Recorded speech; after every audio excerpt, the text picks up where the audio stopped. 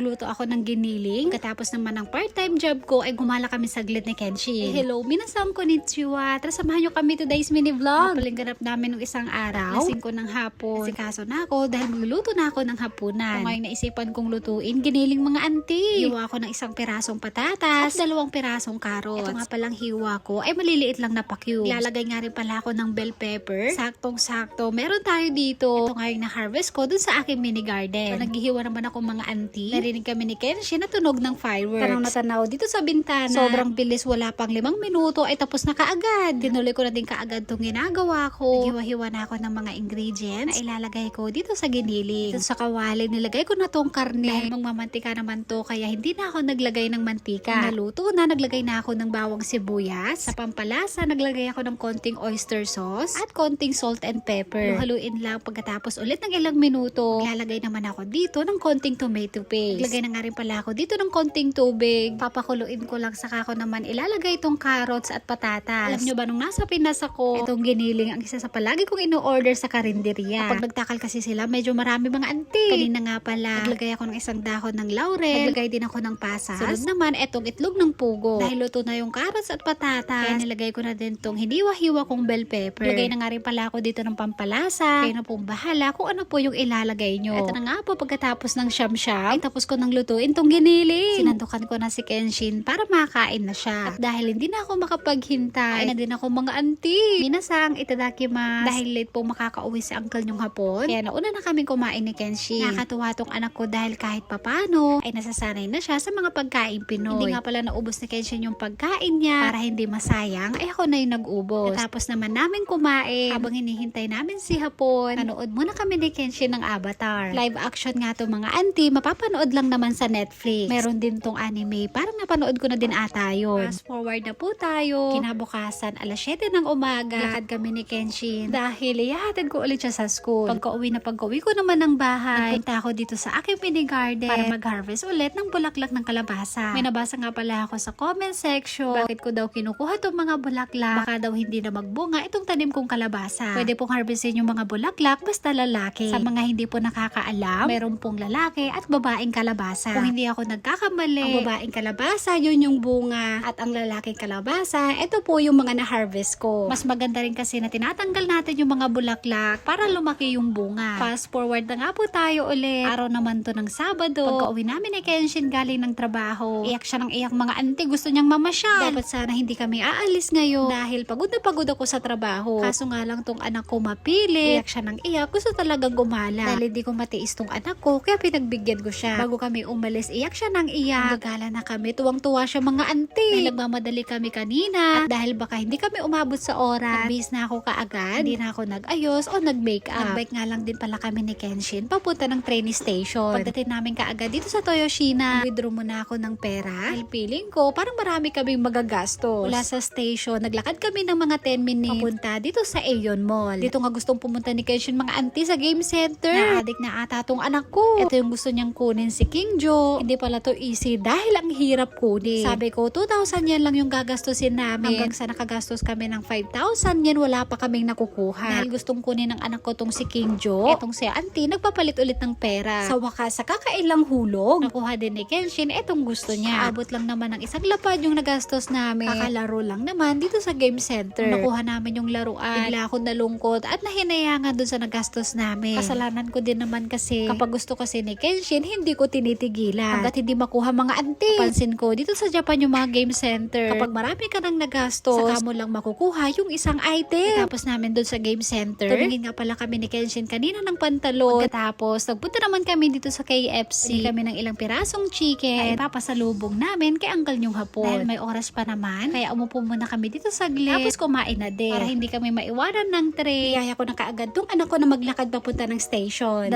oras na gala. Pero naubos lang yung oras namin. Kakalaro dun sa game center. At habang naglalakad, may nakita ako ditong bulaklak ng hydrangea. Tignan nyo po mga auntie, ang ganda-ganda ng kulay. May oras pa naman at habang naghihintay kami ng train, tumambay at kumain muna dito sa harap ng station. Kasi yung masaya na tong anak ko, kahit papano, ay pinagbigyan ko yung gusto niya. Sa totoo lang, ayoko sanang gumala. Kasi nga pagod ako dahil pumasok pa ako ng trabaho. Kaso nga lang, naawa ko kay Kenshin dahil iyak siya ng iyak kanina. Ito na nga po pagkatapos ng ilang minutong paghihintay, sumakay na kami ng train. 5 minutes na biyahe lang, ay nakarating na kami dito sa station. Para hindi kami maabutan ng dilim sa daan, kailangan na naming umuwi kaagad mula dito sa station hanggang sa bahay. Magpipidal lang naman tayo ng 15 to 20 minutes. Silang po maraming salamat sa panonood. Thank you for watching. Sayonara and 다란다는 저 비버 설명하 민나자니 바이바이 바이바이 うるさい。